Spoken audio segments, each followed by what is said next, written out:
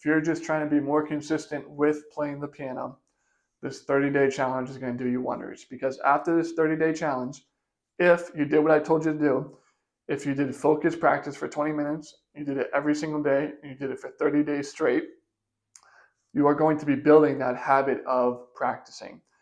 And what's going to happen, especially if you're kind of writing this down, if you're writing down even something as simple as like a calendar and you're just checking it off each day that you practice, you can even hang up the calendar or your checkbox right above your piano, or you can put it somewhere that is a high traffic area. So maybe the fridge, maybe the front door, maybe the bathroom door, whatever it is, so that you're constantly being reminded, hey, I need to practice today.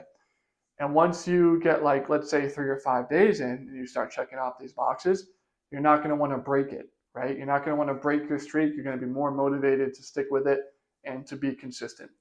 It's a very simple trick to have that calendar, have something you physically check off, but it's not always easy to actually do because things come up. So that's one strategy you can use to actually stick with this 30-day challenge, is to have something you can physically check off as you go. Another thing you can do is you can, if it's possible for you, you can practice early in the morning before work. If you're working full time, try to do it before work. It's only 20 minutes. So if you clock in, if you have a typical 9 to 5, you clock in at 9. Let's say you have to start getting ready by 7, or let's say 8. Try to practice at 6:30. Try to practice at 7. It's only 20 minutes. Once you get that done early in the morning, now you can check it off and you're done for the day. You have survived that day, that part of the 30-day challenge, and you can just move on to the next day. I find that if instead you kind of put the practice off and you say, oh, I'll do it after work. I'll do it after I take the kids to their daycare or whatever. I'll do it after I take the kids to their basketball practice. I'll do it after I work out for the night, right? Then it's much easier for you to just keep putting it off and putting it off and putting it off. And then you miss that day and then you failed the challenge.